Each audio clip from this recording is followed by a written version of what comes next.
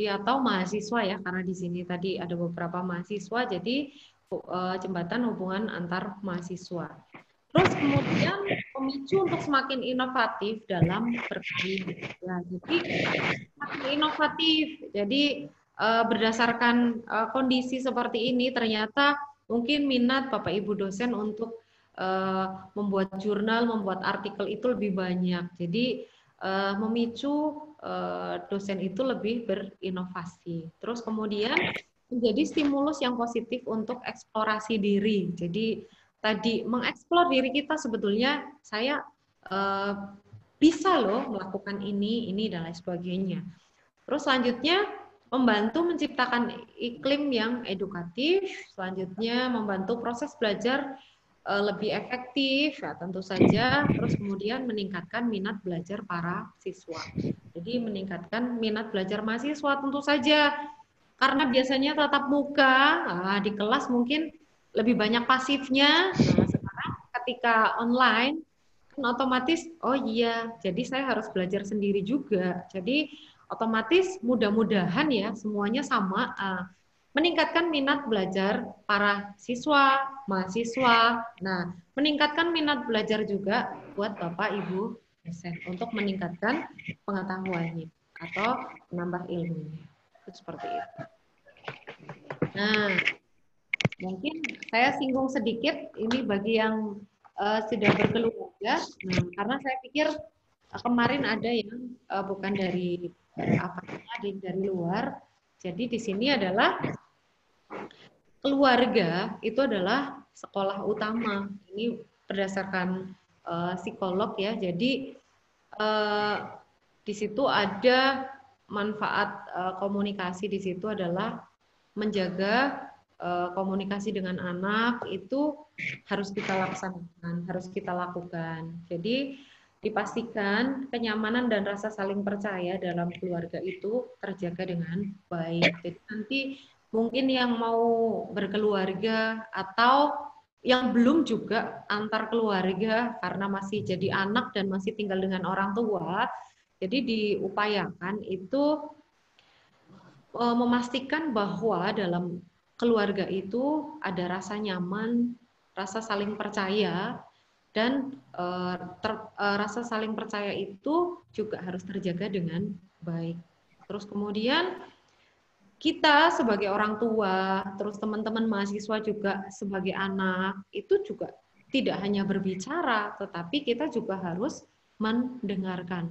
Kalau kita terus yang bicara, pusing dong lawan bicara kita. Tidak diberikan kesempatan untuk memberikan aspirasi.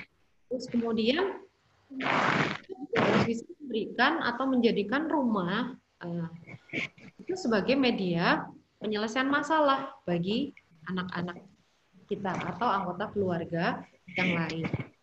Kemudian meluangkan waktu beberapa saat setiap hari untuk berbicara dan mendengarkan. Ya, jadi kepada teman-teman itu tiap harinya jangan hanya sekarang berangkat kuliah ke kampus, pulang nanti langsung ke kamar, kepengen makan keluar terus masuk lagi. Jadi diusahakan kita semua meluangkan waktu sebentar saja. Yang penting rutin itu untuk berbicara dan berkomunikasi dengan anggota keluarga yang lain. Jadi tahu, permasalahan kita apa yang sedang terjadi. Terus kemudian mudah-mudahan bisa memberikan solusinya atau penyelesaian masalah tadi dengan adanya komunikasi antar anggota keluarga. Jadi kemudian yang selanjutnya mungkin kita menjaga kedekatan dengan Sang Pencipta karena itu sebagai wujud dari komunikasi batin kita yang jangan lupa kita juga harus berkomunikasi kepada Sang Pencipta ya. Jadi tidak hanya berkomunikasi dengan kita sesama manusia. Selanjutnya bagaimana cara membangun komunikasi yang efektif itu? Ternyata ada fondasinya atau dasarnya. Kalau rumah tidak berfondasi otomatis akan roboh. Komunikasi pun seperti itu. Jadi ketika tidak ada fondasi yang kuat, maka komunikasi itu tidak akan terjalin dengan baik. Yang pertama adalah usaha benar-benar mengerti orang lain. Itu memang sangat susah. Saya harus mengerti Pak Aris, saya harus mengerti Bu Mistianti. Bagaimana caranya?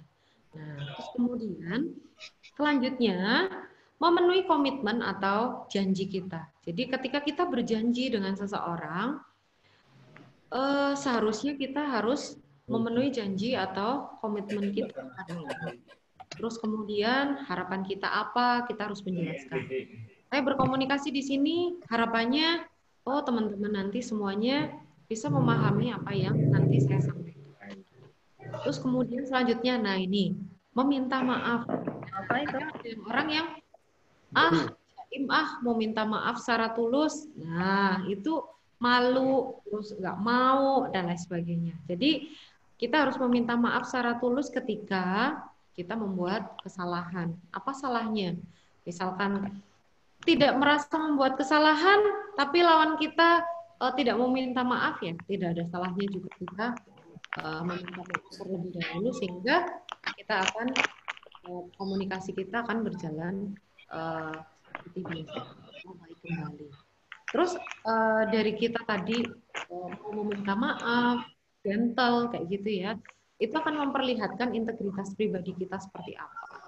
Kalau udah tahu salah tapi nggak mau minta maaf, kita bisa menilai orang itu seperti apa, integritasnya seperti apa. Ya, kita bisa memahami seseorang, kadang melihat seseorang itu dari bagaimana cara kita berkomunikasi.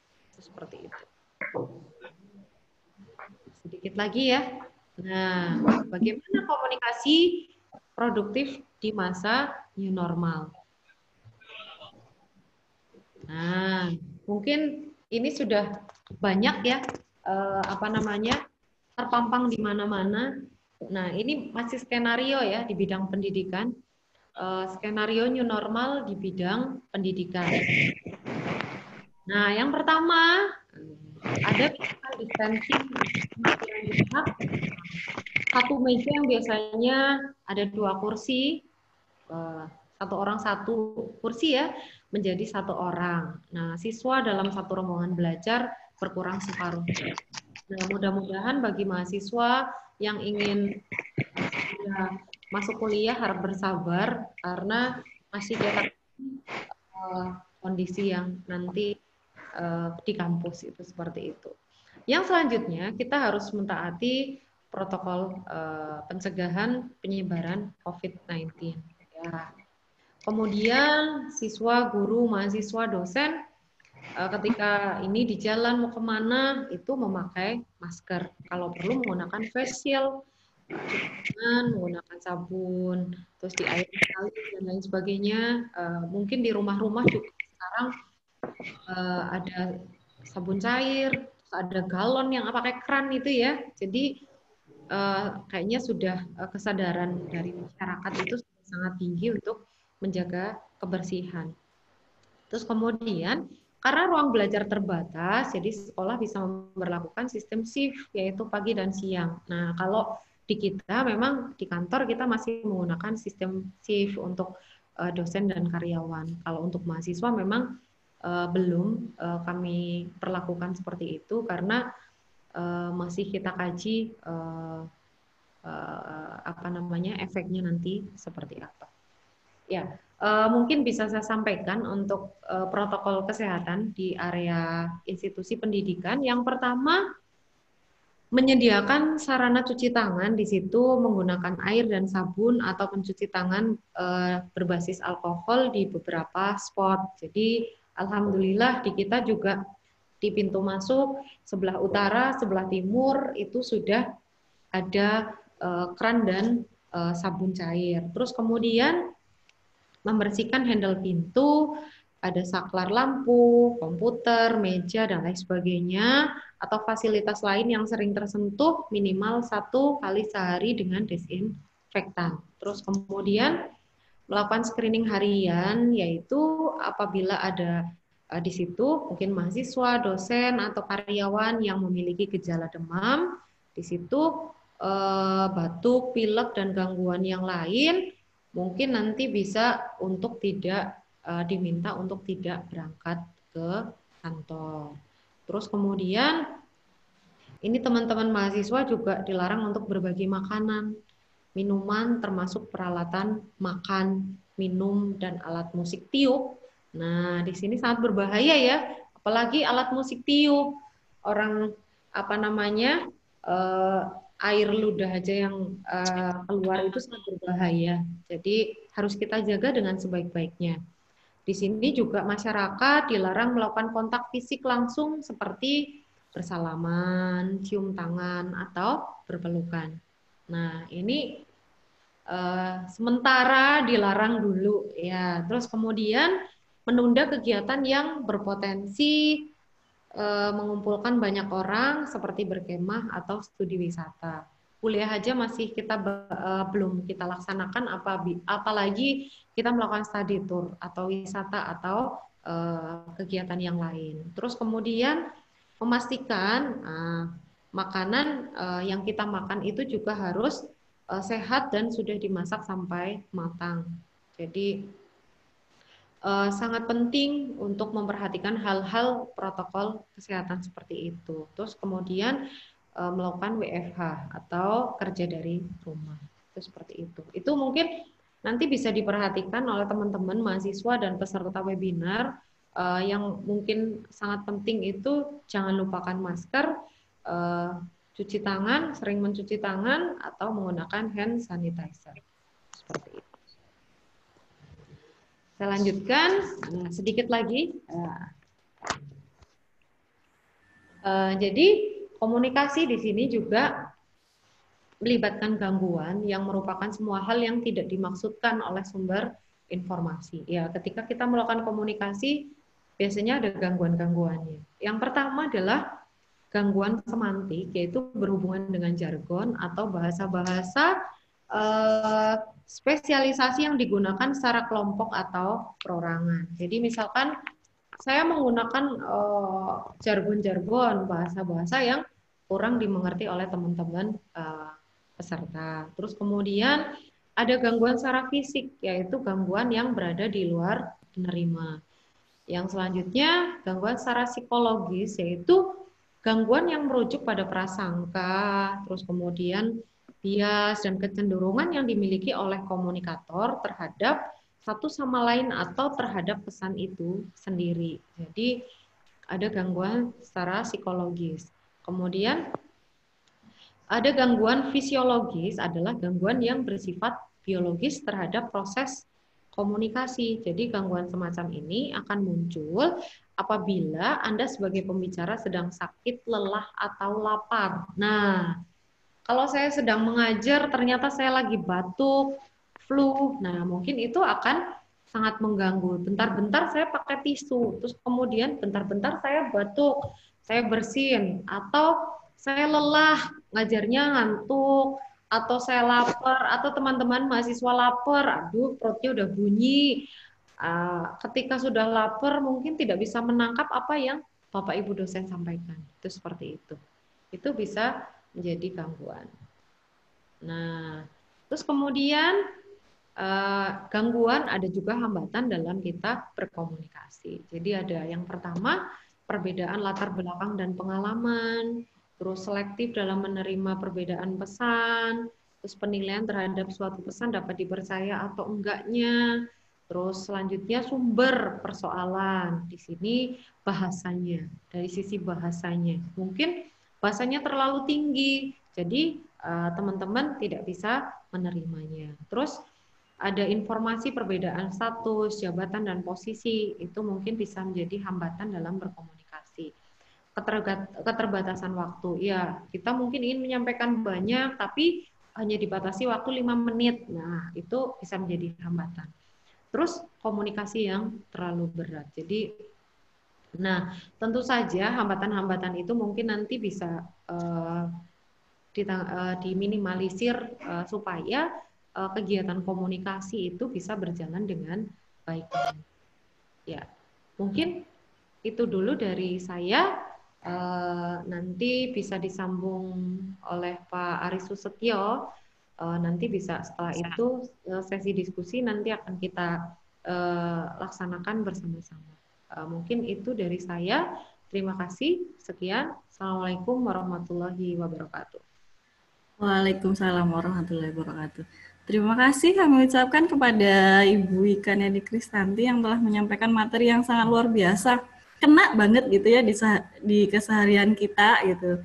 Bahwa ternyata komunikasi itu penting. Kalau tidak dikomunikasikan, yang lapar juga nggak tahu kalau sebelahnya lapar gitu ya. Kemudian yang kenyang ya santai-santai saja, misal seperti itu. Mungkin suka sama sebelahnya tapi tidak disampaikan, misal seperti itu. Nah, jadi memang sangat penting sekali komunikasi. Nanti misalnya dari materi yang disampaikan Ibu Ika Neni Kristanti ada yang mengganjal, ingin ditanyakan, nanti ya silahkan disampaikan pada sesi diskusi ya.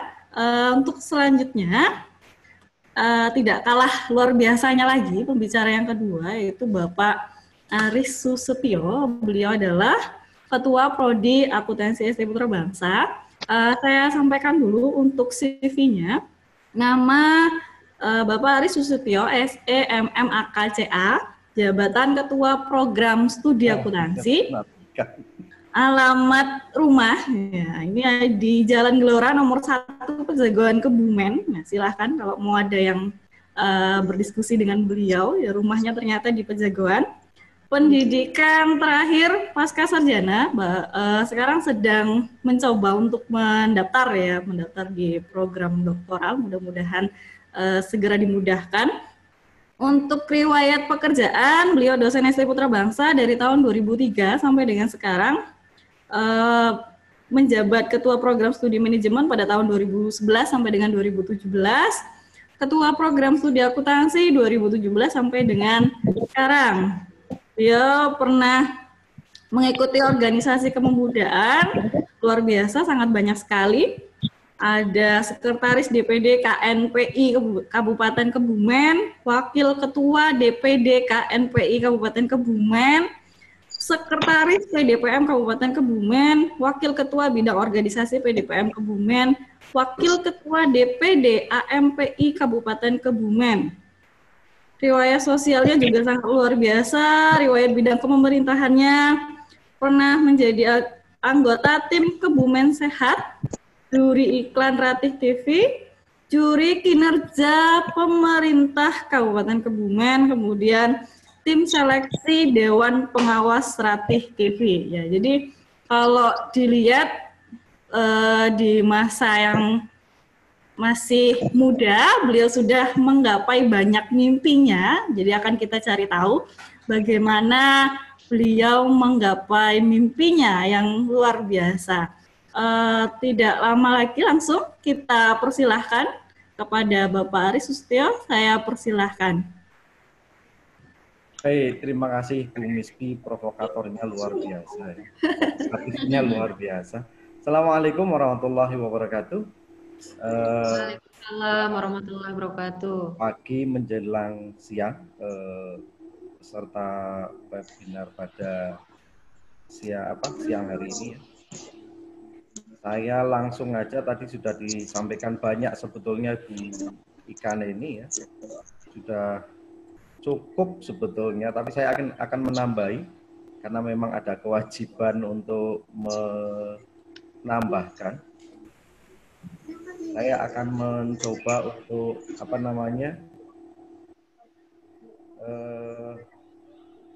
ini judul yang yang kira-kira mungkin ini sebetulnya pembicaraannya mau kemana gitu kan? Ya, judulnya menggapai asa mewujudkan mimpi. Jadi memang kita harus bermimpi, menjadi orang itu harus bermimpi. Tadi sudah disampaikan mimpinya banyak sekali, pengen nikah, kemudian. Tapi kemudian pertanyaannya mesti akan disambung, nikah sama siapa? Gitu kan? Kepengen kuliahnya di mana, ngambil prodinya apa, dan sebagainya. Pengen bekerja, bekerjanya bekerja apa? Gitu. Ya kita akan membedah. Nah, saya masih ingat kata-katanya Laskar Pelangi. Mimpi adalah kunci untuk kita menaklukkan dunia. Berlarilah tanpa lelah sampai engkau meraihnya, membebaskan mimpimu di angkasa. Jadi memang kita itu harus mempunyai cita-cita yang setinggi langit. Langitnya langit keberapa juga kita belum tahu ya. Pokoknya langit yang tinggi sekali itu ya. Zaman kita kecil kan kayak gitu. Kita harus mempunyai mimpi biar mimpi itu menjadi kenyataan. Tapi mimpi yang baik adalah mimpi di pagi hari atau mimpi di siang hari. Kalau mimpi di malam hari itu namanya khayalan ya. Ya nanti kan kita coba untuk mengapa kok bisa seperti itu. Mengapa sih harus bermimpi? Ya, agar kita membuat lebih fokus. Karena kita harus mempunyai diri kita, harus berjanji pada diri kita bahwa kita akan berubah kan seperti itu. Kalau bahasa agama ya harus bisa berhijrah. Kemudian membantu memilih mana yang lebih penting dan lebih prioritas. Kemudian memacu potensi untuk memunculkan potensi-potensi yang mungkin terpenuhi. Kemudian merancang masa depan. Jadi kita harus bisa menggapai itu semua. Oke, kemudian, nah ini yang saya sampaikan tadi, impian dan khayalan. Kalau impian mesti ada cita-cita. Cita-cita saya apa sih? Seperti itu. Kemudian kalau khayalan ya fantasi aja. Berkhayal, kemudian menjadi orang kaya, orang yang, tapi kita tidak bekerja percuma. Kemudian kalau impian itu realistis, tapi kalau khayalan itu imajinatif. Kemudian lebih terpercaya untuk melakukan sesuatu untuk mencapainya. Yang kalau khayalan buat kita terlena, kita suka berdiam diri, asik tenggelam dalam dunia fantasi. Jadi hanya ya, oh itulah saya kepengen seperti itu, terus berhayal, kadang-kadang banyak kok itu yang berhayal. Kemudian kalau Anda perhatikan di beberapa konten-konten ya di YouTube, berhayal lagi telepon sambil berhayal, di depannya ada selokan, kita masuk ke selokan, kita nggak tahu ternyata sudah masuk di situ. Kemudian kalau impian itu menetap lebih lama dalam hati. Lebih lama dalam hati itu. Tapi kalau khayalan itu sangat mudah sangat mudah dilupakan dan hilang. Jadi sempat touch dengan Mas Hilal itu, Pak, kalau mimpi saya mau seperti ini, kok kadang-kadang saya hilang ya Pak? Ya hilang, termasuk kita, tadi ada sesuatu yang hilang, kata Mas Hilal. Nah, di dalam pembicaraan kita ada dua mimpi ya, kita bermimpi. Yang pertama memimpi bagaimana kita memimpin orang lain. Terus yang kedua kalinya adalah membangun bisnis dirinya sendiri atau menjadi dirinya sendiri. Yang pertama adalah memimpin, bagaimana kita mencoba untuk memimpin organisasi. Kemarin sudah disampaikan oleh pembicara pertama Pak Dr. Gunarso itu bahwa dunia ini begitu kompleks permasalahan sekarang ini. Ada COVID, bisnis ya, di dunia bisnis ada masalah COVID ini juga orang semua sekarang sudah bingung apa yang harus dilakukan. Pemerintah juga seperti itu. Karena intinya harus ada perencanaan. Nah, kita juga sekarang harus bisa merencanakan. Kita merencanakan memimpin orang lain dan bagaimana merencanakan untuk membangun bisnis sendiri, menjadi diri kita sendiri. Oke. Bagaimana dengan pemimpin yang sukses? Pemimpin sukses dengan pribadi yang baik. Ya. John Adam itu mengatakan bahwa jika tindakan Anda mengilhami banyak orang untuk lebih banyak bermimpi, belajar lebih banyak, berbuat lebih banyak, dan menjadi lebih, maka Anda menjadi seorang pemimpin. Jadi saya ulangi bahwa apabila tindakan Anda itu bisa mengilhami orang lain untuk lebih banyak bermimpi, maka Anda sebetulnya adalah pemimpin. Itu menurut John Quincy Adams. Kemudian bagaimana sih pola pikir menjadi pemimpin organisasi? Saya menukil dari yang disampaikan kemarin oleh Pak Dr. Gunarso ya, bahwa pemimpin itu harus memiliki tujuan. Tujuannya apa sih kita menjadi pemimpin? Nah, itu maka kita harus tahu.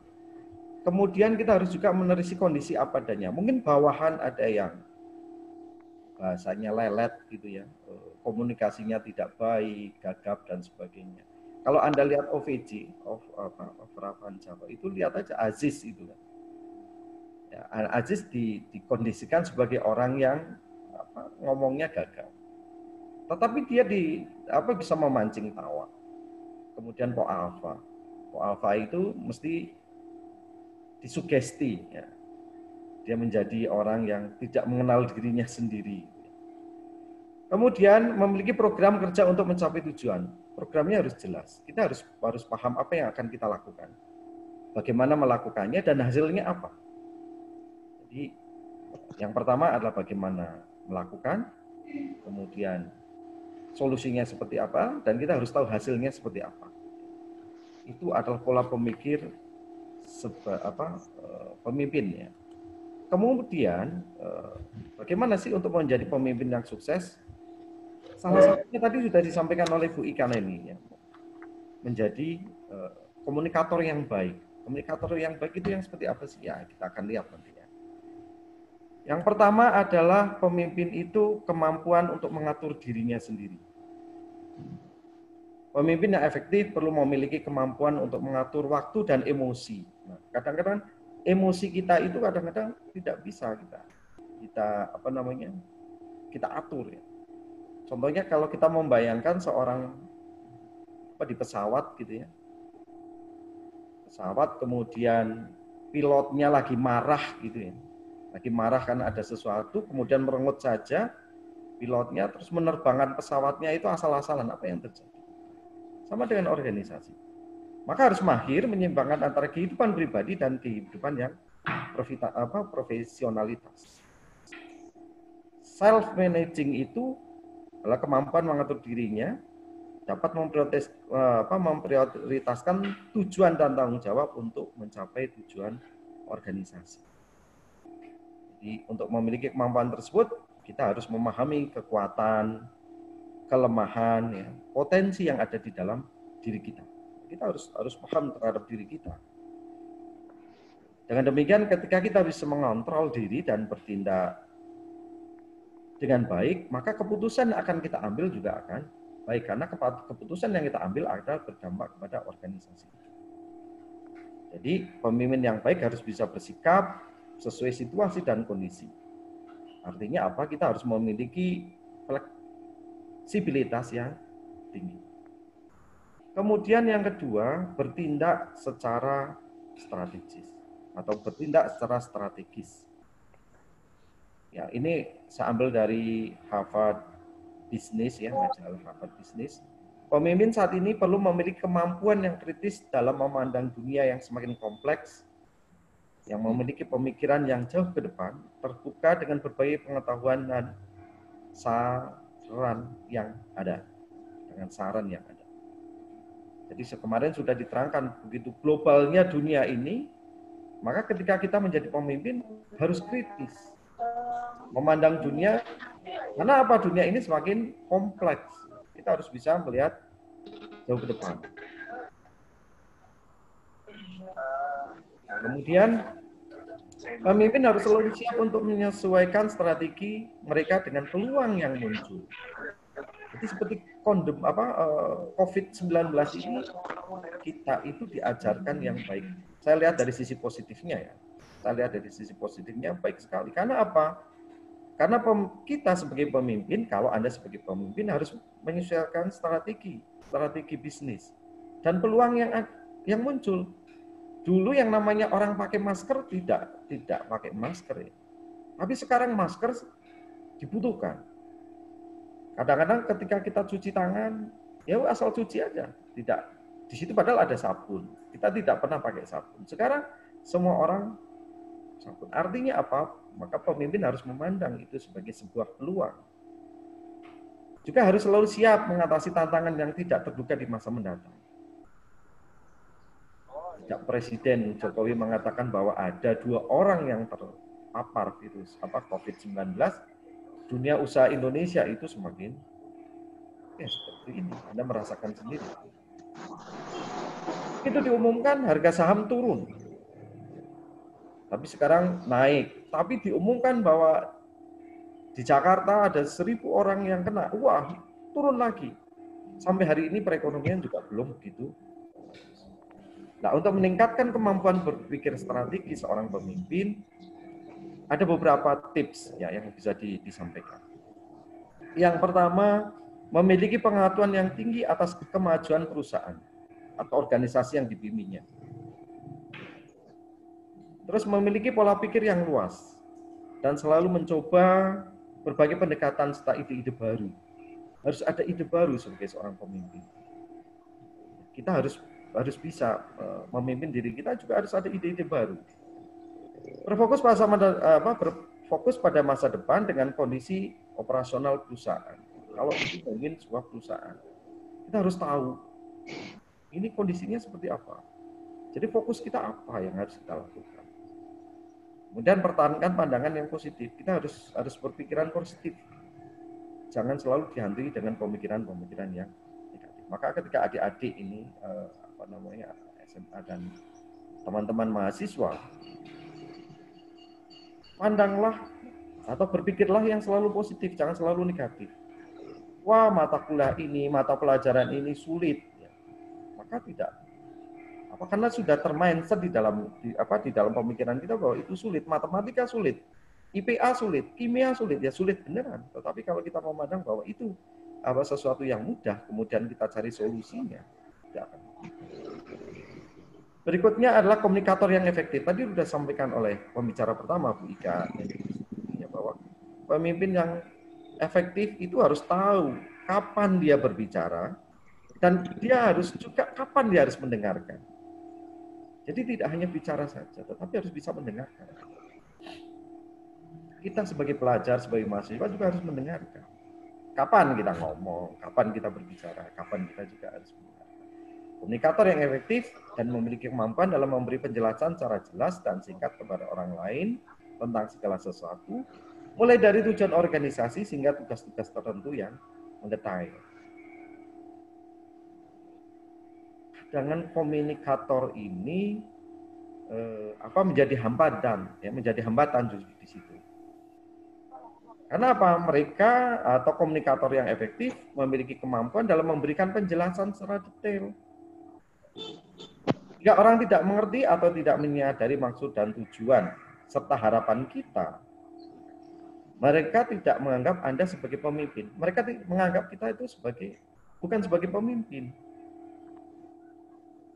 Semakin spesifik kita dalam memberikan penjelasan, maka kita semakin bagus, semakin baik. Maka ketika Anda di organisasi manapun, itu harus menjadi komunikator yang baik. Komunikasi yang dibangun harus melibatkan pertukaran gagasan dan informasi, baik verbal maupun non-verbal.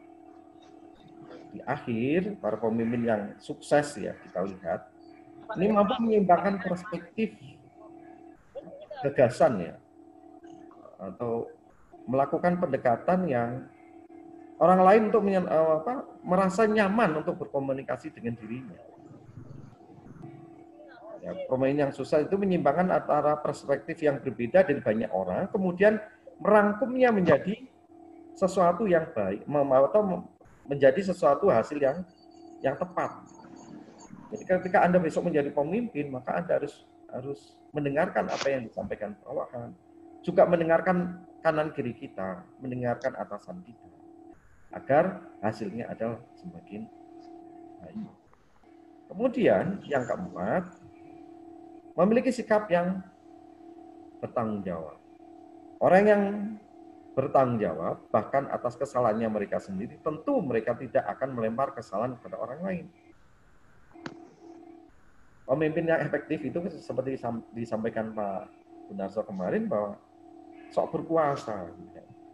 Kemudian sok berkuasa, sok pinter, kemudian berkuasa atas jabatan dia. Kemarin diterangkan bagaimana gamblang sekali kemarin oleh Pak. Bila karyawan kita memiliki kesalahan, maka pemimpin juga harus bertanggung jawab. Tidak, ini kesalahan Anda, maka Anda silakan keluar. Enggak. Kesalahan itu juga kesalahan pemimpin. Pemimpin juga harus bertanggung jawab terhadap kesalahan bawahan. Kemudian yang kelima, merancang tujuan dengan jelas dan tekun dalam mengejar impian. Lagi-lagi kita harus menjadi pemimpin. Anda lihat betapa sulitnya ya, betapa besarnya Anda yang harus dia bawa. Tapi jika Anda ingin menjadi pemimpin yang berkarisma, tetapkanlah tujuan yang jelas dan memiliki itikat yang kuat untuk mewujudkan. Jika memancarkan optimisme dan antusiasme terhadap apa yang dilakukan, orang lain akan tertarik secara alami kepada Anda. Jadi kalau Anda itu pemimpin yang berkarisma itu tujuannya jelas, itikadnya jelas, kemudian kita mendengarkan, kemudian kita juga merangkum. Tapi yang paling bagus adalah bahasa komunikasi itu, menurut Bu Neni tadi adalah mendengarkan, menjadi pendengar yang baik. Terus kemudian memang membutuhkan waktu untuk menjadi pemimpin yang seperti ini, untuk pemimpin yang karisma. Tapi kita jangan menyerah. Karena apa? Orang yang ada sekitar kita mungkin masih membutuhkan kita. Kita tidak boleh menyerah begitu saja. Kita harus rela terus berjalan, terus berjuang saat orang lain tergoda dan menyerah. Ketika orang lain menyerah, kita harus tetap saja sebagai pemimpin untuk. Kemudian yang berikutnya adalah memiliki visi untuk jangka panjang. Baik kita sebagai diri kita sendiri maupun sebagai pemimpin organisasi. Apalagi pemimpin organisasi. Ketika kita menjadi pemimpin yang sukses, mereka yang memiliki kemampuan untuk melihat masa depan perusahaan mereka dan membuat tujuan real yang mampu diimplementasikan. Jadi, menjadi seorang visioner berarti memahami perubahan yang terus-menerus di sekitar kita. Ya, dunia ini cepat berubah. Hanya cepat sekali. Dan pemimpin sukses itu tadi memiliki kemampuan untuk melihat masa depan. Oleh karena itu, pemimpin yang visioner harus mampu mengelola perubahan sambil mencapai keseimbangan antara stabilitas dan pertumbuhan. Ini yang penting. Stabilitas dan pertumbuhan ini penting sekali. Kenapa penting? Karena kita harus memasukkan pendekatan baru tanpa mengganggu sasaran utamanya. Mungkin ada hal-hal yang baru, tetapi kita tidak boleh merubah terhadap hasil atau sasaran utama kita. Mungkin ada hal-hal yang efektif untuk melakukan masa lalu, namun belum tentu akan tetap relevan di masa yang akan datang. Mungkin yang kemarin-kemarin itu masih efektif, masih perlu dilanjutkan. Namun belum tentu juga. Kadang-kadang kita, ini enggak seperti ini seperti ini. Ya. Maka, untuk kita menjadi pemimpin yang memiliki visi, kita harus beradaptasi. Beradaptasi dan memiliki sense untuk menetapkan strategi baru. Dan membiarkan model bisnis ketika kita bisnis berkembang ya, seiring dengan berjalannya. Kemudian yang ketujuh, pemimpin itu harus menyelesaikan masalah yang terjadi. Ini menurut Harvard, pemimpin yang mampu mengindikasi informasi yang ada di sekitar untuk mencapai faktor perubahan yang mengganggu dan menetapkan strategi atau langkah real yang memungkinkan organisasi yang dipimpin dapat merespon dengan cepat. Pemimpin harus menjadi pemecah masalah yang bisa membuat keputusan dalam situasi yang dinamis. Kemudian belajar memimpin ini dalam lingkungan yang kompleks adalah keterampilan yang penting bagi pemimpin dimanapun. Jadi belajar memimpin ini sekali lagi dalam lingkungan yang kompleks ini adalah keterampilan yang penting bagi pemimpin dimanapun. Tempat terus maka kita akan bisa menjadi diri kita sendiri. Karena apa? Sekali lagi bahwa di dunia ini dunia ini selalu berubah. Kemudian yang kedelapan, pemimpin perlu memiliki keberanian untuk mengambil risiko. Nah, ini banyak pemimpin yang tidak berani mengambil risiko. Dia lebih suka di zona nyaman. Termasuk kita, termasuk saya gitu ya, termasuk teman-teman mahasiswa dan adik pelajar. Ketika ada pandemi, maka kuliahnya tadi disampaikan oleh Bu Diana ini kuliahnya menggunakan daring, menggunakan e-learning, menggunakan YouTube, menggunakan Google Meet misalnya. Wah, kita kemudian bagaimana ini? Wah, ya ada kegiatan yang luar biasa. Kaget kita, oh kok bisa seperti ini? Ada hambatan sinyalnya nggak ada. Yang kedua, HP-nya tidak bisa untuk mendownload aplikasi dan sebagainya. Maka kita harus berani mengambil resiko dan mencoba ide baru. Nah, itu ide baru. Yang sesungguhnya idenya itu sudah ada. Karena kita tidak bisa memanfaatkan teknologi aja. Dan harus bisa mengembangkan kreativitas sehingga menelurkan suatu inovasi. Ini yang penting. Mengembangkan kreativitas sehingga menelurkan suatu inovasi. Kenapa? Karena memang ketika kita kepingin berubah atau pemimpin yang ingin berubah,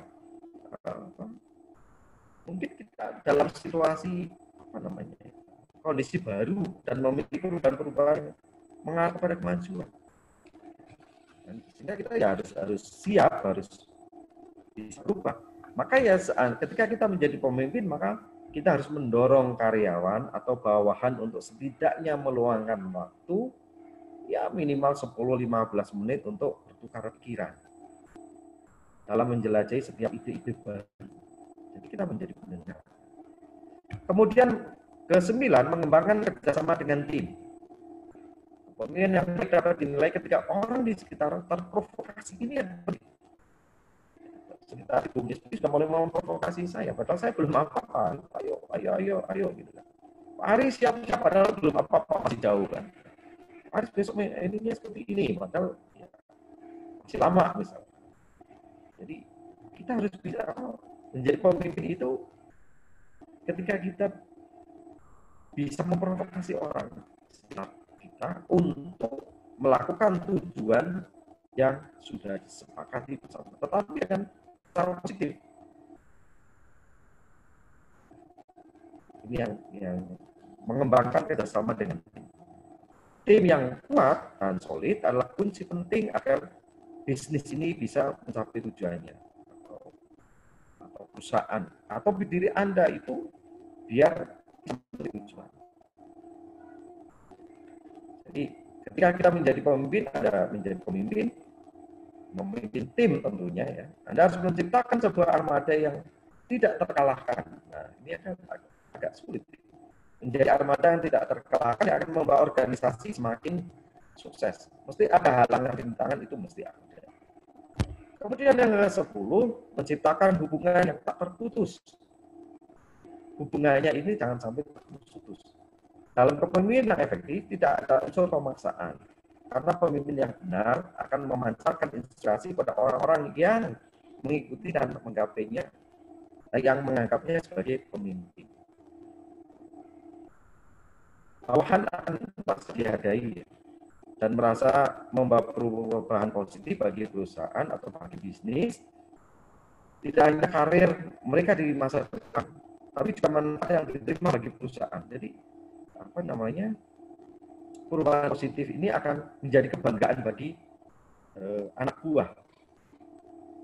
Kemudian dengan menciptakan jejaring, Anda juga harus bisa menciptakan jaring yang luas.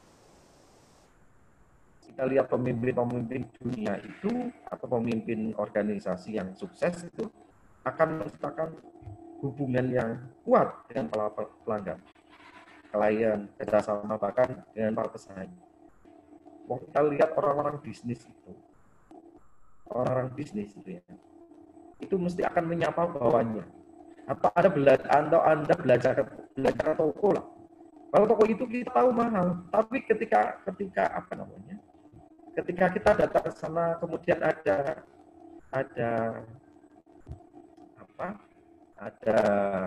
kesapaan dari pemilik toko, maka kita senang sekali. Oh, seperti ini toh. Ya. Wah, aku bangga kemarin ketemu sama Pak X, apalagi mau selamat. Nah, atau apalagi foto bareng. Wah, luar biasa sekali. Kemudian yang ke-11, Ini hanya tipsnya saja ketika Anda menjadi pemimpin organisasi, mengembangkan kecerdasan di berbagai bidang. 10, 11. Pemimpin yang benar-benar hebat tahu bahwa kekuatan pemimpin mereka dibangun berdasarkan kemampuan mereka untuk beradaptasi dengan keadaan yang dinamis, serta memanfaatkan peluang di tengah kondisi yang dinamis. Jadi, mereka merasa ingin tahu, yang tak terpuaskan mendorong keinginan kita untuk terus belajar dan tumbuh. Jadilah pemimpin yang selalu ingin tahu bagaimana untuk mengembangkan keterampilan, berpikiran kritis, menerima ketidakpastian, memiliki kecerdasan sosial dan emosional, selalu memiliki keinginan untuk terus maju dan maju. Itu untuk mengembangkan kecerdasan. Kita ingat ketika kita kecil, ini analogikan saja. Ketika kita kecil, kita bermain sepeda, kita belajar bermain sepeda. Saya hampir 40 kali jatuh mungkin untuk bermain sepeda. Untuk bisa bermain sepeda. Tapi begitu jatuh ya kepengen naik lagi. Jatuh pengen naik lagi. Jatuh pengen naik lagi. Karena apa? Tujuan utamanya adalah saya kepingin bisa naik sepeda. Gitu. Jadi kita harus nggak usah, jadi pemimpin itu nggak usah memandang nanti, waduh gimana nih, terus ini ada perubahan seperti ini, nggak usah. Kita harus lihat, kita harus terus maju, harus berkompetisi. Nah, tadi saya sampaikan bahwa kita pembicaraan kita ada dua. Yang pertama adalah kita menjadi pemimpin organisasi. Kemudian yang kedua adalah menjadi diri kita sendiri. Bagaimana sih untuk mewujudkan mimpi? Kita tadi meraih asa. Kemudian sekarang bagaimana untuk mewujudkan mimpi? Mimpi kita seperti apa? Minimal mimpi untuk dirinya sendiri. Karena proses saat ini, kita di proses ini mohon maaf ya, nggak ada gambar yang lebih baik kayaknya. Ini kita mau jadi pelajar, katakanlah seperti itu. Menjadi pelajar yang bercita-cita bisa menjadi dokter, menjadi polisi, menjadi astronot, menjadi wirausaha, kemudian menjadi apapun ya. Ada yang suka masak, ada ya insinyur gitu. Jadi saya jadi teringat kata Susan itu. Kalau kita nyanyi itu. Susan, besok dia mau jadi apa? Yang jelas Susan itu kepingin pintar tapi nggak pintar-pintar. Karena masih ada di Ria Enes. Biar jadi dokter, biar jadi insinyur. Pak. Karena mindset dulu ketika saya itu menjadi diri kita sendiri. Ketika ditanya, kamu besok menjadi apa? Menjadi dokter, menjadi insinyur. Karena background-nya kalau dokter Cipto Mangunkusumo, kemudian insinyur Soekarno. Karena mindset-nya hanya dua. Gitu kan. Ya. Benar Susan ketika ditanya, besok gede mau jadi apa, ya kepengen jadi dokter, ya jadi insinyur. Padahal masih ada hal yang lain. Hal-hal yang lain ya, karena saya di ketua program studi, maka saya menyampaikan, wah inilah yang apa namanya, biar kita menjadi diri kita sendiri, tidak hanya jadi dokter dan tidak hanya jadi insinyur, tetapi menjadi seorang akuntan yang berhubungan dengan profesi saya. Karena apa? Kayaknya profesi satu ini itu jarang orang itu bisa menang. Karena profesi akuntan itu ada bisa menjadi usahawan juga. Tapi itu akuntan. Akuntan itu adalah sebutan orang yang bekerja profesional yang diberikan kepada seorang sarjana yang telah menempuh pendidikan di akuntansi, akuntansi pada suatu perguruan tinggi dan telah lulus untuk pendidikan profesi. Itulah namanya akuntan. Ya, mungkin ada yang bertanya, akuntan itu apa? Ya, kita bisa disejajarkan dengan tadi yang disampaikan Ria Enes ya, Susan ya. Bisa ahli hukum, insinyur, notaris, dan sebagainya. Karena akuntan itu juga luas untuk mengawasi, menghitung, membuat laporan keuangan, baik di instansi swasta maupun perusahaan maupun di pemerintahan. Jadi saya ya menyinggung sedikit dengan profesi saya gitu, karena jarang orang ini. Jadi akuntan itu apa sih? Oh, dia harus mampu menganalisis laporan keuangan, mengelola keuangan, mengevaluasi anggaran, begitu. Kemudian menganalisis investasi. Ini yang menarik.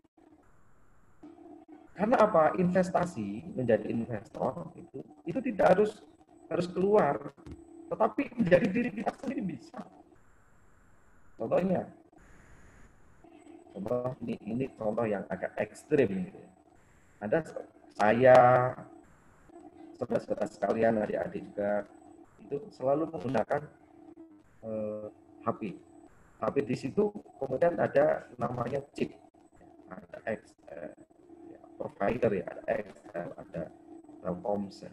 Apa sih kita nggak beli perusahaannya?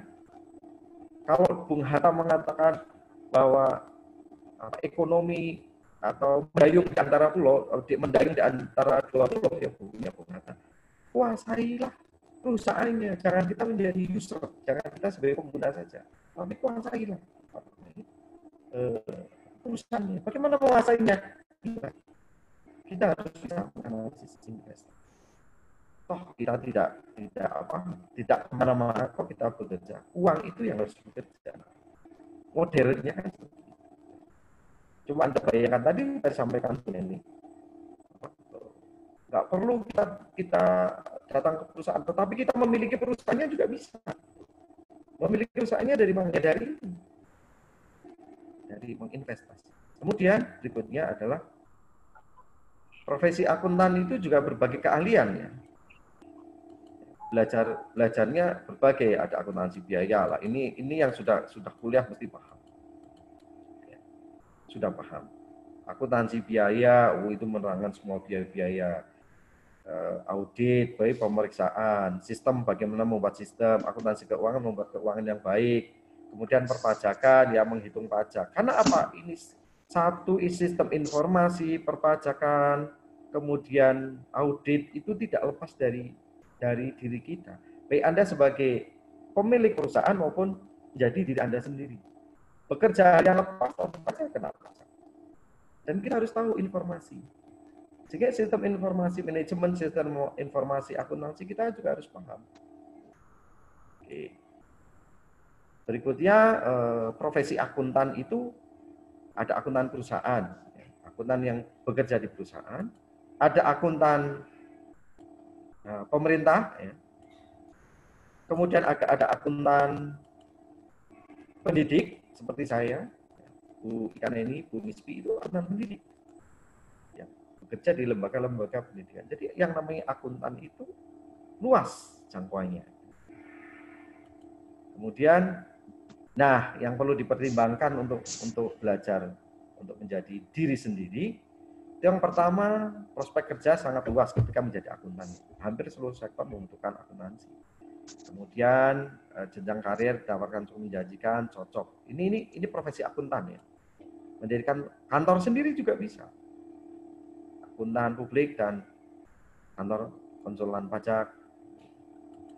Kemudian, nah ini saya dapat dari seseorang yang menulis. Jika kau punya mimpi, tak perlu ragu-ragu. Teruskanlah, buatkan tekadmu. Jalanmu memang terjal dan berliku, penuh rintangan dan tantangan, tapi itu adalah bumbu yang akan mengedepankan perjuanganmu. Jangan kau surutkan langkahmu. Jika sekali saja gagal menghampirimu, sebaliknya lipatkanlah semangatmu. Karena dari hal itu kau akan dapat ilmu baru yang akan menguatkan langkahmu. Bila mimpimu telah datang, malah kau menghadang. Apabila sampai membuatmu tumbang, bangkitlah. Lalu kembalikan berjuang, tetap tatap masa depan dengan semangat yang harus terkawal di tangan. Jangan sekali kau kenal sebelum mimpi menjadi kenyataan. Saya kira itu yang bisa saya sampaikan. Kembalikan ke Bu Mispi. Terima kasih. Assalamualaikum warahmatullahi wabarakatuh.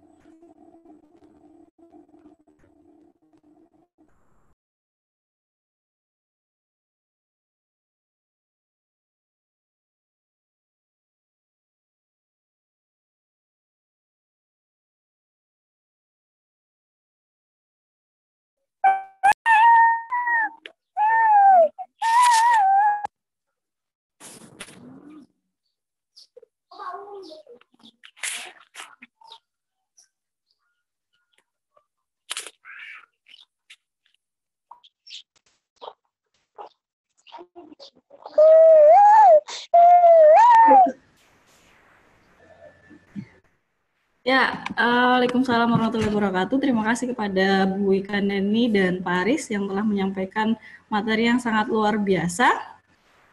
Selanjutnya sesi diskusi.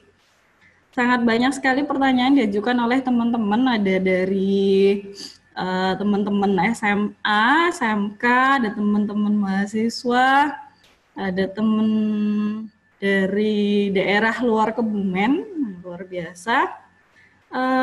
Bisa kita mulai nggih Bapak dan Ibu pemateri untuk pertanyaan pertama.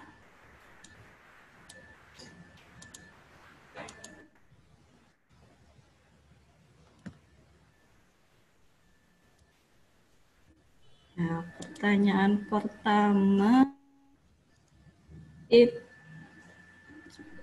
ya. Ini pertanyaan pertama dari Miftahul Jannah, berasal dari SMK Negeri 1 Kebumen. Pertanyaannya adalah, bagaimana cara mengatasi nervous saat berbicara di depan banyak orang? Kemudian pertanyaan kedua, dari Mbak Feni Nafisa, ST Putra Bangsa Kebumen, terkait kemampuan komunikasi dan mempunyai mimpi sangat penting dalam kesuksesan menggapai asa mewujudkan mimpi. Bagaimana cara seseorang introvert bisa mewujudkannya? Kemudian pertanyaan yang ketiga dari Mas Hilal, ini dia adalah mahasiswa ST Putra Bangsa. Jika dalam manajemen komunikasi kita harus memisahkan kepentingan profesional dan kepentingan pribadi, tapi bagaimana jika terjadi human error pada lawan komunikasi kita dan fleksibilitas kita membuat kita disebut egois dalam mengambil tindakan? Ya, ada 3 penanya pertama yang bisa dijawab oleh Bapak Ibu pemateri, kemudian mungkin nanti akan ada sesi diskusi yang kedua. Boleh dari Bu Ika Neni Kristanti dulu atau mungkin Bapak Aris? Monggo Bu Ika. Bu Neni.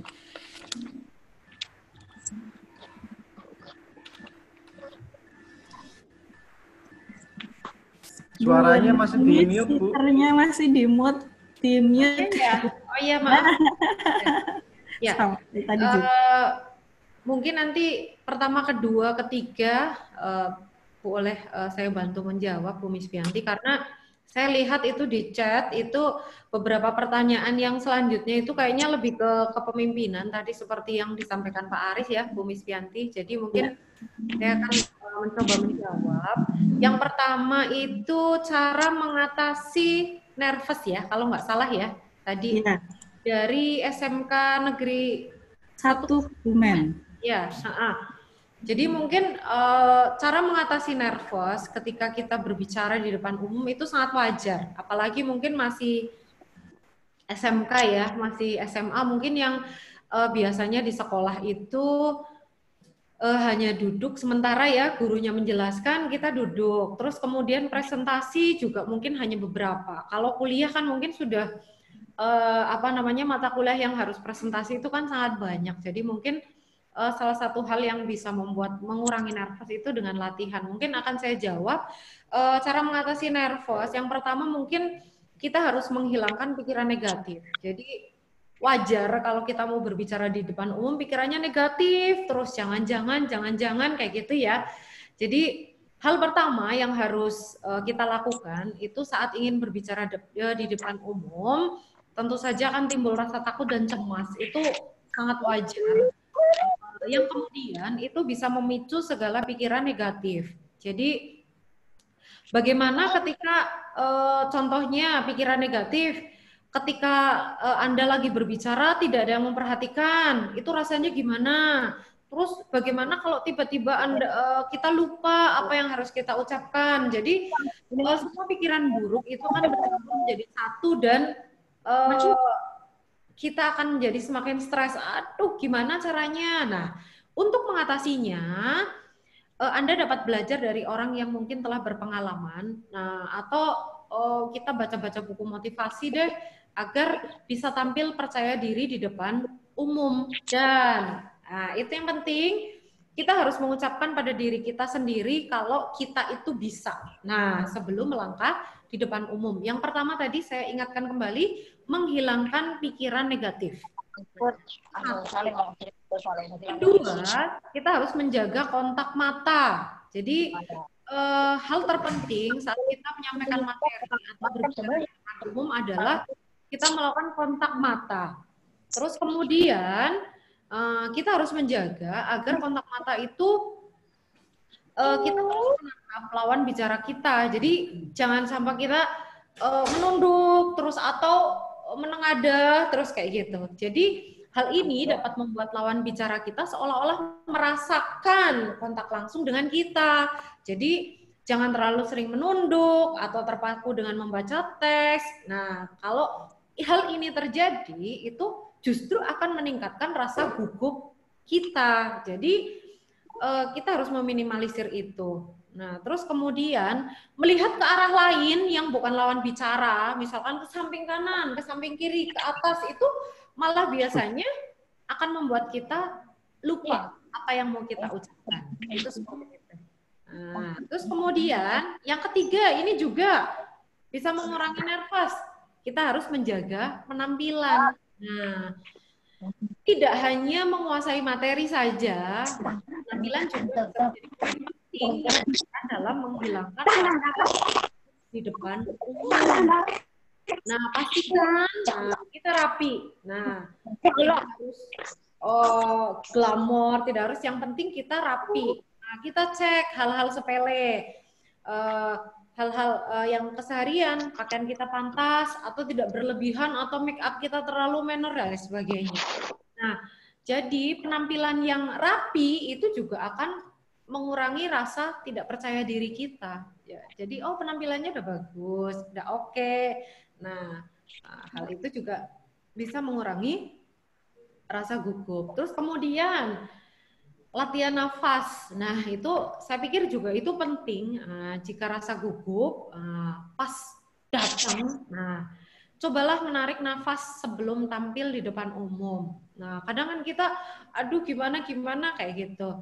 Jadi rasa gugup itu sangat berpengaruh dengan pola nafas. Jadi pola nafas yang cenderung pendek dan tidak teratur itu kan akan menambah rasa gugup kita. Coba tarik nafas panjang, tarik nafas dalam, mohon maaf. Buang nafas secara perlahan-lahan. Mudah-mudahan dengan menarik nafas seperti itu bisa menerangkan diri dari rasa gugup. Nah, yang terakhir mungkin triknya adalah latihan secara rutin. Nah, meskipun tadi sudah disiapkan ya, jadi penampilan, terus pikiran negatif, dan lain sebagainya, nah tetap kita coba berlatih di depan cermin. Di rumah ada, di kamar ada cermin ya Mbak ya. Nah, kita bisa membayangkan seolah-olah kita lagi di depan umum. Kita latihan berbicara secara rutin. Itu bisa jadi cara untuk mengurangi rasa gugup di depan umum. Atau bisa juga minta bantuan orang tua atau saudara atau yang dekat itu ya, satu rumah misalkan suruh jadi penonton. Nanti suruh menilai bagaimana penampilan kita tersebut. Itu seperti itu. Mungkin itu yang pertama Bu Misfi. Ya. Terima kasih Bu Ika Nendi Kristanti atas jawabannya. Nih mudah-mudahan yang bertanya puas dengan jawabannya dan nanti bisa dipraktekkan. Jadi jangan cuma didengarkan tapi harus dipraktekkan. Karena kalau ilmu tanpa praktek rasanya sia-sia gitu ya. Oke, selanjutnya untuk pertanyaan kedua dan ketiga bisa ke Pak Aris. Oke. Oh ya, monggo Pak Aris apa gimana? Ya, monggo silakan. Mau Pak Aris atau Bu Ikan ini? Ya, saya dulu nggak apa-apa. Yang introvert itu ya, karena kan mewujudkan mimpi ding ya Bu Misfianti. Monggo Pak Aris kalau mau menambahkan, boleh silakan. Ya, Terima kasih Bu Ika dan Bu Misbi. Tadi sudah disampaikan cara mengatasi nervous ya. Kalau dulu saya itu belajar diajari Bu Neni sama Bu Misbi itu, anggaplah bahwa orang lain itu semut. Tapi jangan dianggap bahwa semut itu tidak berbahaya, itu aja. Saya diajari itu. Jadi anggaplah orang lain itu tidak ada ketika kita untuk mengatasinya. Itu yang pertama. Kemudian yang kedua, untuk bisa berkomunikasi, buatlah catatan-catatan. Anda jangan menganggap bahwa orang yang tampil di televisi itu pintar semua loh. Dia jago ngomong, enggak juga, ternyata ada kepek-nya kok. Kita bisa ngepek, kita ngepek atau apa bahasa nyontok ya, membuat catatan-catatan kecil. Saya aja ngomong, ngajar juga mesti membuat kata-kata kunci di situ. Ada catatan kecil yang harus saya, nanti akan saya menyampaikan apa, setelah ini apa. Masuk kalau Anda lihat membawa acara yang baik di televisi aja, dia punya catatannya. Itu untuk mengatasi nervous. Ya. Kemudian pertanyaan kedua ada introvert ya. Introvert ketika jadi pemimpin bagaimana mewujudkan? Justru dibalik. Introvert itu kan kelemahan. Sekarang kekuatannya apa? Ya, kelemahannya Anda introvert. Maka justru kelemahan itu harus bisa menjadi kekuatan. Contoh sederhana saja. Kalau Anda lihat tadi di operapan jam, yang namanya Parto dalam sejarahnya itu tidak bisa ngomong. Tapi bagaimana dia bisa, kekuatannya dia justru malah dibalik. Sule kalau ngomong itu dia nggak bisa ngomong. Misal di wawancara itu mesti dia bingung. Tapi justru kelemahannya itulah menjadi kekuatan. Kalau kita di dalam dunia bisnis, ketika Anda lihat sejarahnya, mungkin agak lebih panjang ya. Sanders ya. Dia itu ditolak berapa kali dulu untuk menganukan ayam itu, ya. Untuk menjual ayam, ditolak. Tetapi penolakan yang ke-1000 kalinya dia bisa menerima. Itu aja hanya beli 1. Itu dalam sejarahnya kalau saya. Jadi justru kelemahan inilah menjadi kekuatan dalam dunia bisnis ya, atau mau pemimpin organisasi, justru malah kelemahannya itu bisa menjadi kekuatan. Kemudian dari Mas Hilal tadi apa ya? Dari Mas Hilal, jika terjadi human error pada lawan komunikasi kita dan fleksibilitas kita membuat kita disebut egois dalam mengambil tindakan. Oh gitu.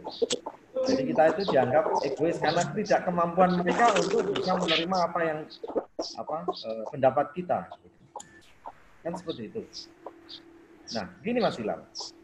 Memang ada beberapa orang itu yang tidak bisa menerima langsung apa yang menjadi kebijakan di perusahaan. Kalau Anda pelajari di teori komunikasi itu atau di buku personality itu ada namanya baik personality itu kita diajari di situ. Atau kalau ketika Anda belajar buku personality plus itu memang ada orang tipe-tipe egois. Tipe egois ngongkar atau galak gitu ya. Kalau bahasa kebumen itu ngongkar atau galak. Bagaimana untuk menghadapi orang yang karepe dewek gitu kan. Padahal kita sebagai pemimpin tuh biasanya ini loh aturannya seperti ini, normatifnya seperti ini. Kemudian kita udah kayak egois wongnya kayak gitu. Wah, hilang wongnya egois. Nah, kita balik, Mas. Justru pendekatan personal itu lebih penting, Mas. Biar kita tidak egois. Karena mungkin karena ketidakmampuan mereka untuk menerima apa yang kita sampaikan. Maka salah satunya adalah tadi disampaikan Bu Neni, dekatilah dia, komunikasilah dengan dia. Sehingga mereka bisa menerima sesungguhnya apa yang menjadi ide-ide kita. Contoh disertai dengan bukti-bukti yang real, insya Allah mereka akan bisa menerima dan menganggap kita bukan menjadi orang yang egois. Karena apa? Ada hal baru, biasanya tidak begitu saja bisa diterima. Hal baru itu biasanya banyak orang yang menolak. Biasanya banyak orang menolak. Contohnya di era kepemimpinan, siapapun presidennya kalau baru mesti dicacat. Tetapi ketika ini sudah jalan, oh ya benar itu. Tetapi biasanya, yo itu lebih benar daripada yang ini. Nah, itu biasa. Saya kira itu Mas Ilham. Jadi kita pendekatan personal itu lebih bagus untuk menyampaikan hal yang biar tidak dianggap sebagai orang yang egois. Saya kira itu Bu Mispi, mungkin Bu Neni kalau mau nambah. Ya, terima kasih Pak Aris untuk sesi diskusi yang pertama. Mungkin nambahkan sedikit Bu Misfianti. Oh ya, silahkan Ibu. Nah, ya mungkin nambahkan yang tadi pertanyaan yang introvert apa ya tadi ya. Tadi sudah saya catat ya. Bagaimana apa namanya kalau jadi orang yang introvert. Jadi sepakat tadi seperti yang disampaikan Pak Aris. Jadi sebagai orang yang introvert tentu saja kita bisa menyamakan diri walaupun berada bersama-sama dengan orang yang belum kita kenal dengan baik. Jadi kuncinya kalau menurut saya adalah bahagia. Jadi intinya yang pertama ya mungkin ada beberapa cara yang bisa kita lakukan. Yang pertama adalah mencintai dan mengenal diri kita sendiri. Jadi sebagai orang introvert di awal yang harus kita lakukan adalah menyadari dahulu kepribadian kita. Nah, kenali diri sendiri dan mulai mencintai diri kita apa adanya. Jadi kita juga harus bersyukur tadi seperti disampaikan Pak Aris, bersyukurlah memiliki kepribadian introvert karena dengan begitu yang introvert itu bisa menjalani hidup dengan mudah. Terus kemudian yang kedua, berusaha beradaptasi dimanapun kita berada. Mungkin biasanya akan sulit beradaptasi ya dengan orang baru, tempat baru. Nah, namun bukan berarti kita tidak bisa beradaptasi dengan cepat. Jadi kita bisa belajar dari orang-orang yang yang bisa beradaptasi dengan cepat. Jadi walaupun sulit, tetapi kita bisa belajar. Intinya seperti itu. Terus kemudian kita bisa juga karena kita mau menyampaikan itu kadang tertutup ya. Jadi kita bisa menuliskan impian kita di secari kertas. Nah, kita nulis deh kayak gitu. Kemudian kita berusaha untuk mewujudkannya. Simple saja. Misalkan kita ingin tidak grogi di depan umum. Kita ingin bisa presentasi dengan baik.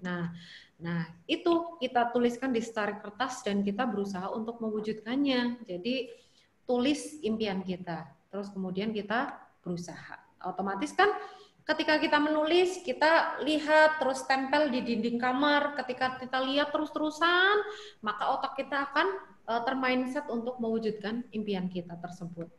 Terus kemudian mungkin keluar dari zona nyaman. Jadi kita jangan berpuas diri dengan teman-teman yang membuat kita nyaman. Jadi, ada kalanya kita bergabung dengan orang-orang yang mungkin tidak membuat kita merasa nyaman. Jadi kita akan lebih memahami bagaimana memahami banyak karakter.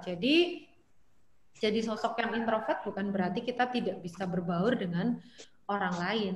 Jadi itu seperti itu. Terus yang terakhir mungkin turut serta aktif dalam kegiatan sosial. Jadi sebaik-baik manusia adalah yang bermanfaat bagi orang sekitar. Jadi orang-orang introvert pun harus ikut serta dalam kegiatan sosial karena sesungguhnya hidup akan jauh lebih berarti dan tenang apabila kita bisa melakukan kegiatan yang bermanfaat untuk orang lain. Ya, gitu mungkin tambahannya Bu Misfianti. Terima kasih. Mungkin nambah sedikit Bu Mispi. Ya. Wah, seru ini. Silahkan. Ya. Jadi, tertarik sebetulnya saya dengan orang introvert. Ya. Jadi, orang introvert itu kan sukanya menyendiri, terus sukanya tidak terbuka. Justru terbalik itu. Ini studi yang dilakukan oleh Caroline di tahun 2012 di jurnal Academy of Management.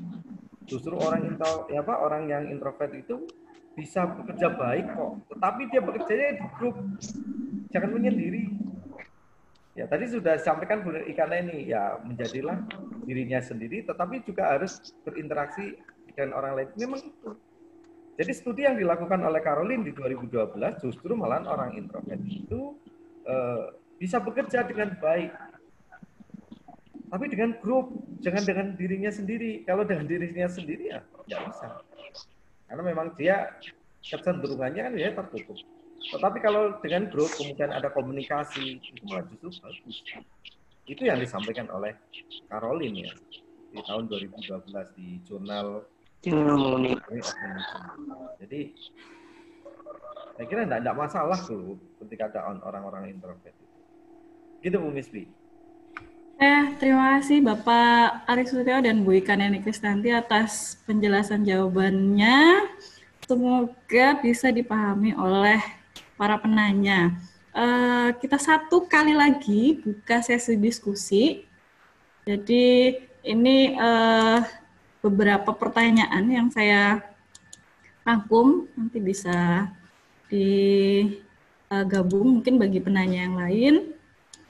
Untuk pertanyaan yang keempat dari Ahmad Kawakib, sekolahnya SMK PGRI 1 Nganjuk. Pertanyaannya, bagaimana sih cara menjadi pemimpin yang efektif dan bagaimana pendapat Bapak jika ada pemimpin yang membuat kebijakan akan tetapi ia sendiri tidak menjalankannya? Kemudian ini pertanyaan dari teman-teman siswa dari Siti Fatimah, SMK 1 Alian. Bagaimana jika di suatu organisasi ada seseorang yang kurang berinteraksi dengan komunikasi atau kurang greget? Yang keenam ada Fuad Hanafi, alumni SMK Batik Sakti 2 Kebumen, mau bertanya, bagaimana kita memperlihatkan diri kita sendiri mempengaruhi kemampuan kita untuk berkomunikasi secara efektif. Nah, ini jauh dari UPM. Tadi ada 4 pertanyaan, tapi yang satu saya rasa sudah dijawab oleh Ibu Ika Neni Kristanti. Jadi borongan ini beliau dari UPN, namanya Zufar Ahmad. Yang pertama, jika kita menjadi seorang pemimpin, tindakan apa yang harus kita lakukan apabila melihat bawahan kita terlibat masalah karena perbedaan pendapat? Yang kedua, mana yang lebih penting, memiliki bawahan yang kualitas tinggi atau bawahan yang kuantitasnya banyak tetapi kualitas standar? Yang ketiga, strategi apa saja yang dapat kita lakukan sebagai pemimpin untuk membentuk loyalitas seorang bawahan? Saya kira itu untuk pertanyaan di sesi diskusi kedua. Silahkan mungkin Ibu Ika Neni atau Pak Aris yang mau menjawab pertanyaannya. Ya, mungkin Pak Aris dulu deh. Silahkan Pak Aris, kayaknya banyak yang pemimpin ya tadi. Ya,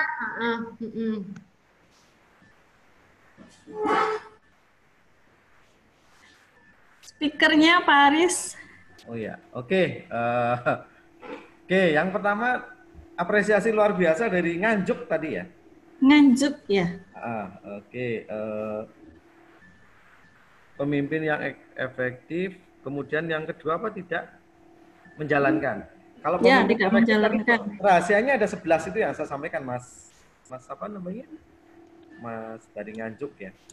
Tadi saya sampaikan antara lain tadi ada yang ciptakan hubungan yang tidak terputus, mengembangkan kecerdasan dan sebagainya.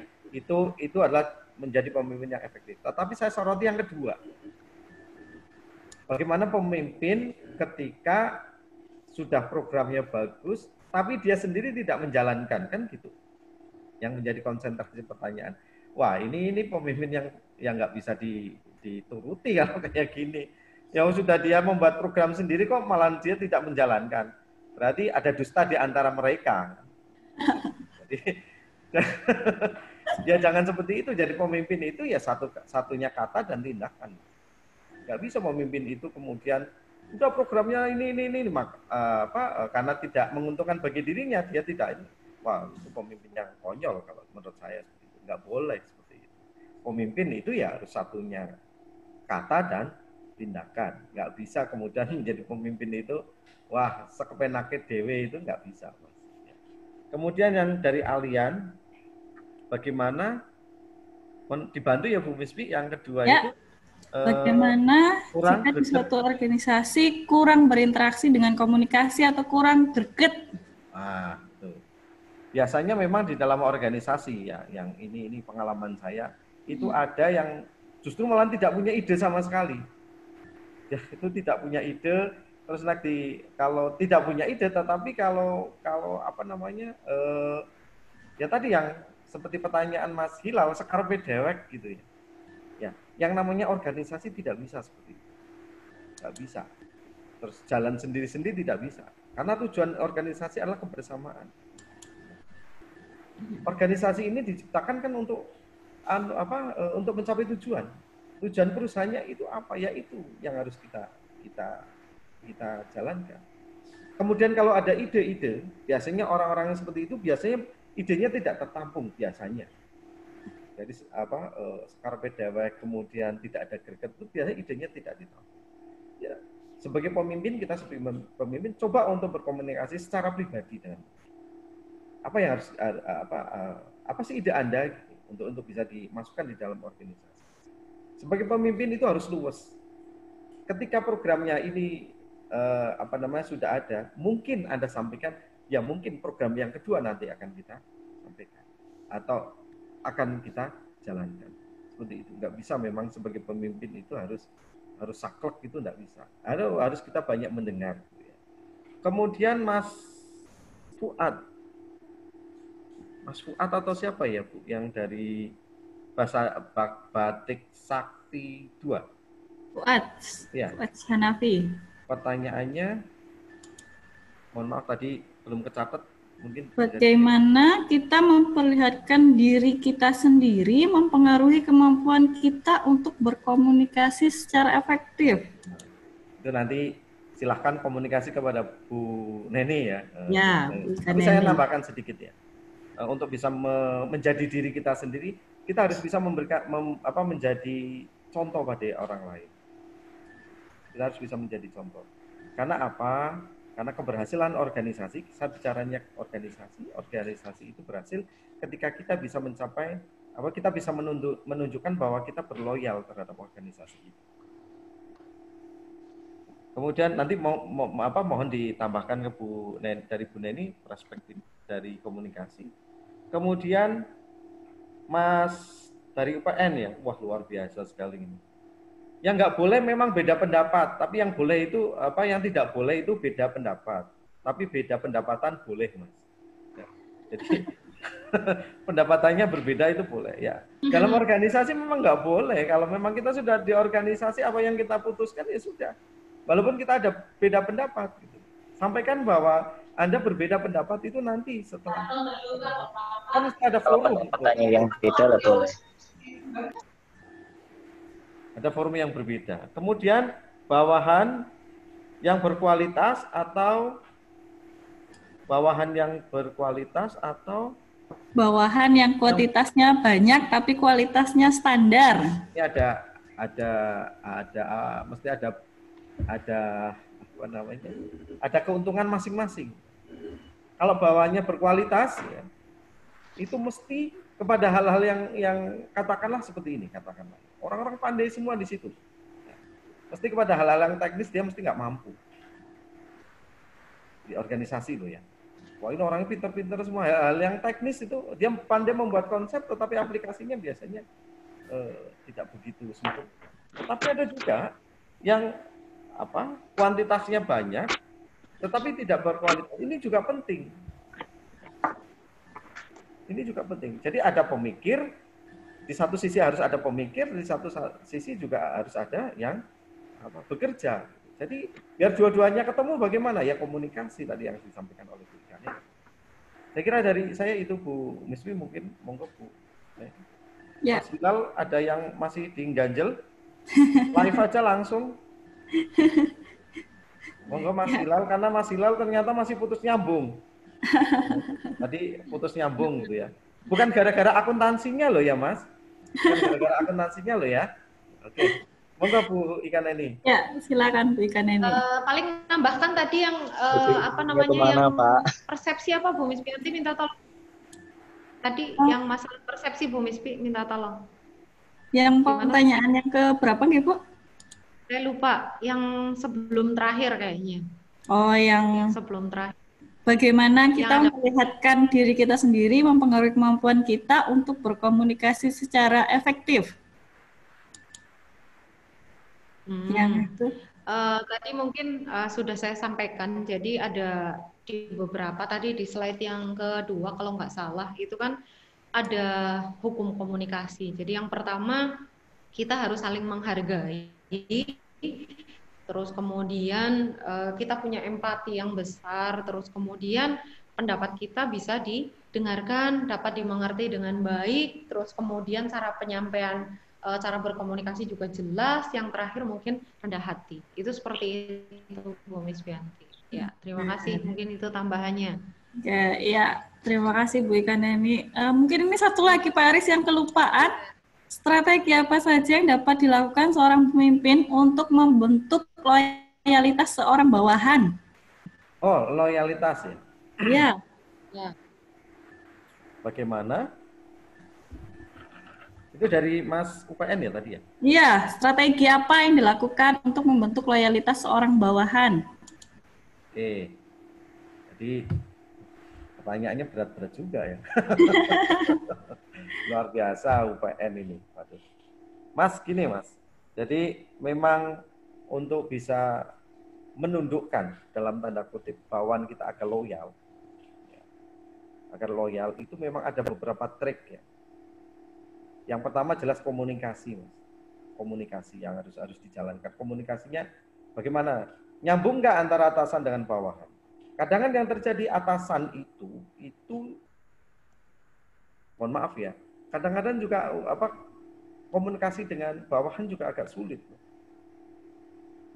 Kalau teorinya Pak Presiden ya mohon maaf ya, teorinya Pak Jokowi ketika jadi wali kota Solo untuk memindahkan pasar di area pasar pasar Kliwon daerah sana itu. Bagaimana agar ini bisa dijalankan? Diajak makan itu. Diajak makan satu-satu, terus bagaimana karep ya. Karpe itu seperti apa? Itu yang pertama. Kemudian biar bawahan loyal. Ya.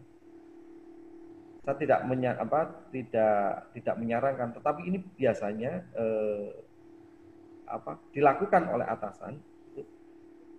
Hal yang sepele harus dilakukan. Contohnya apa? Ucapkan selamat ulang tahun. Atau selamat pagi, salaman, gimana kabar Anda? Itu insya Allah bawahan akan loyal. Karena apa? Atasan kan nggak bisa, Mas. Petangan besi itu nggak bisa. Di beberapa buku itu salah satu senyuman itu juga harus bisa menjadi ya pemimpin itu nggak boleh terus terang kelihatan biar berwibawa kemudian dia jalannya aja sudah dibuat-buat, itu nggak bisa. Alamiah aja apa adanya. Kemudian tanyakan tentang kabar keluarga, tanyakan tentang anak-anaknya, tanyakan tentang pribadinya. Tetapi jangan hal-hal yang menyinggung. Jangan hal-hal yang menyinggung. Itu nggak bisa. Ya saya biasa dengan ada Mas Hilal itu. Gimana anak akuntansi? Iya Pak, sudah ini sinyalnya putus nyambung. Padahal saya hanya bagaimana akuntansi. Kalau sampai sinyal putus nyambung itu gimana? Karena tadi komunikasinya katanya terputus gitu ya. Saya sampaikan, saya berkomentar. Ini karena sinyalnya mungkin Mas ya. Beliau malah ketawa-ketawa. Betul Pak. Nah itu kan karena sinyalnya putus nyambung gitu. Tapi bukan gara-gara akuntansinya loh ya. Ya itu tips Mas. Memang pemimpin itu harus pandai harus pandai membuat bagaimana kita sebagai pemimpin organisasi itu memang loyal. Banyak trik itu, dua itu salah satu contoh ya. Dua itu contoh yang biasa dilakukan. Kemudian buatlah program-program yang tidak menyusahkan. Tadi di Mas yang dari Nganjuk itu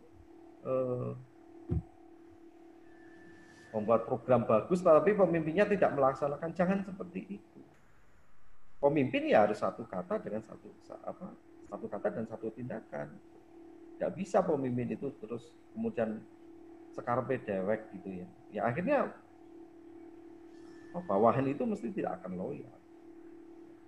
Hal-hal baru, hal-hal kecil itu di dalam organisasi, seni mengorganisasi itu seperti itu. Apalagi ada tips-tips, katakanlah, wah kalau yang berprestasi dapat hadiah, ya. Hadiahnya nggak perlu mahal-mahal. Hadiah secangkir kopi aja, wah luar biasa. Apalagi pemimpin itu mau membuatkan kopi bagi bawahan, itu sesuatu yang luar biasa.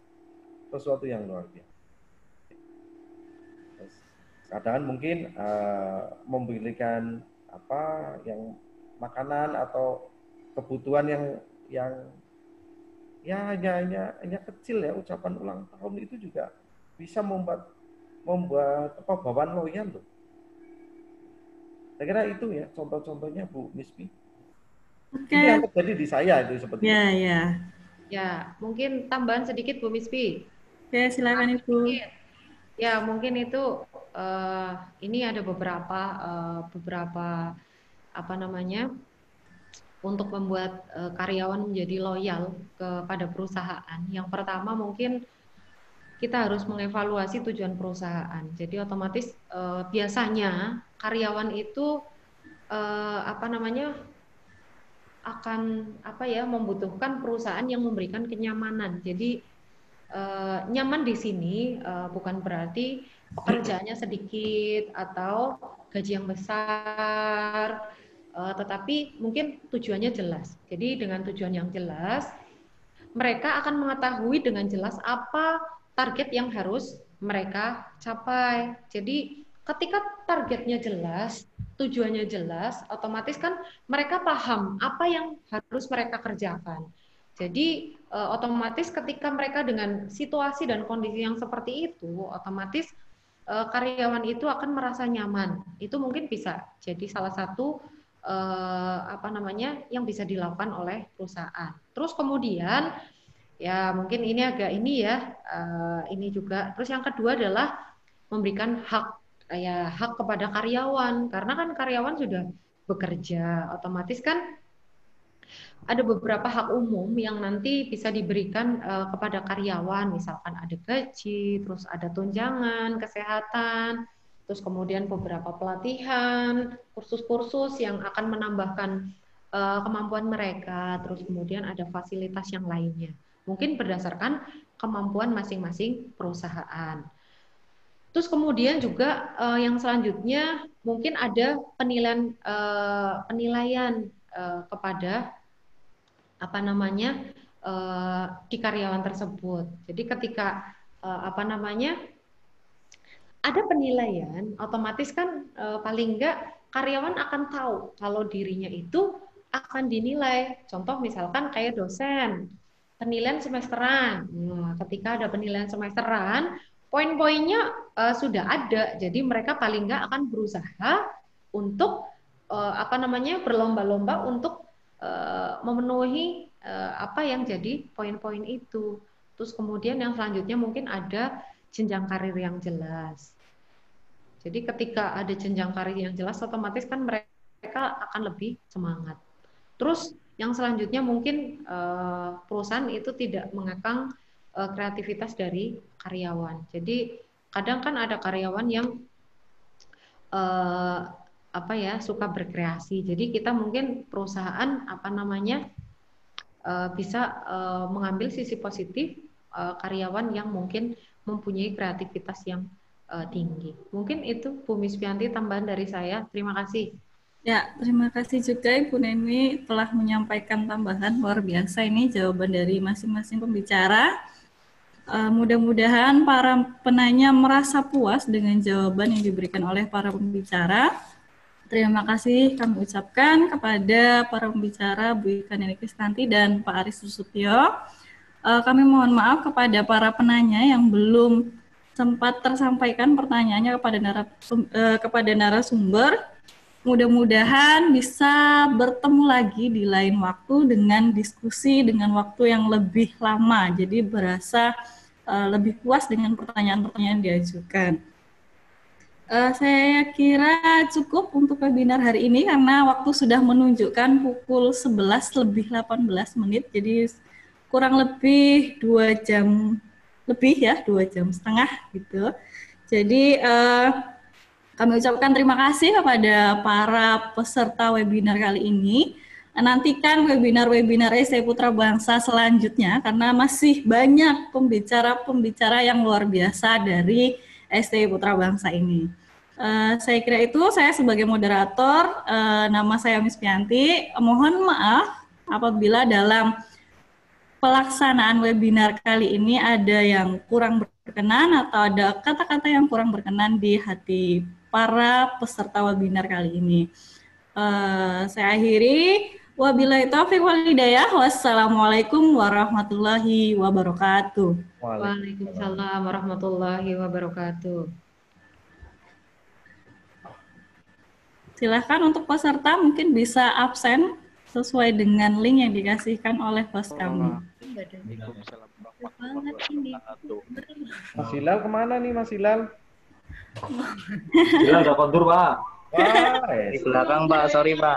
orang yang dicari kan Hilal tuh. Iya. Mau lebaran cari Hilal. Ya, setiap lebaran itu yang dicari Hilal. Kok sampai Hilal? Ya, kok sampai hilang Hilalnya? Hilalnya kok sampai hilang ya? Wah, terima kasih ya semuanya. Terima kasih semuanya. Luar biasa. Terima kasih semuanya. Silahkan kalau mau yang izin live. Kalau yang kepengen ngobrol juga nggak apa-apa. Ya boleh nih, mau ada yang kangen sama Pak Aris sama Bu Neni. Untuk yang logika kangennya itu masuk kuliah. Sebentar, logika itu siapa ya? Kuliah ya. Mas, yang logika siapa ya? Pengen tahu? Oh ini. Logika siapa? Atas nama logika. Iya. Itu siapa, Mas? Siapa sih nama logika dia? Mas logika. Atasnya jenengan Mas Jimin. Iya. Iya, ada tadi yang nama logika. Ada. Ini Oh, Yoga Dwi Adinugraha. Dari mana Mas Yoga? Oh, dari Jakarta Timur, Pak Aris. Wah, luar biasa. Ya, terima kasih Mas Yoga atas keikutsertaannya. Tahu dari mana nih Mas Yoga? Ada webinar?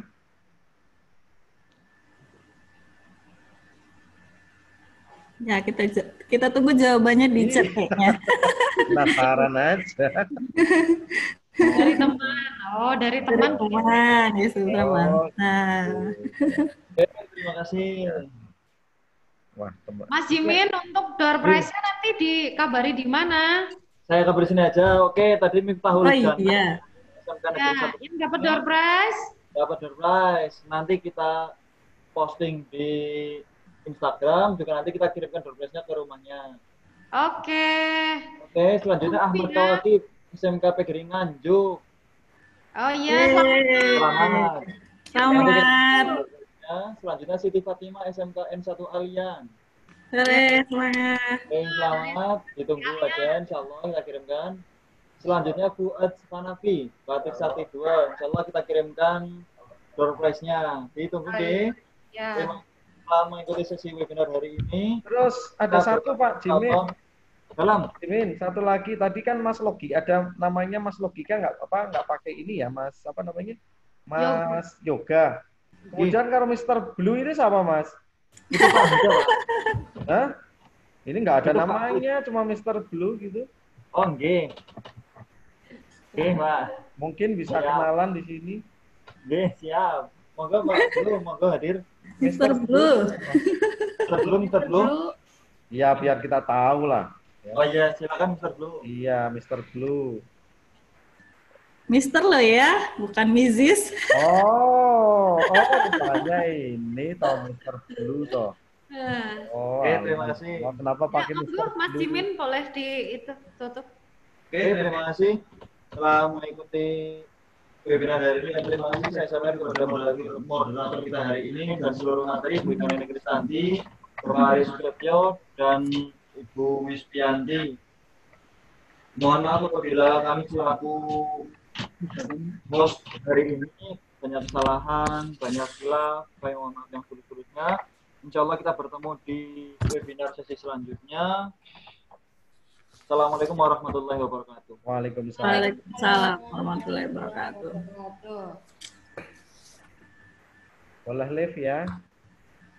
Oke, Boleh, boleh.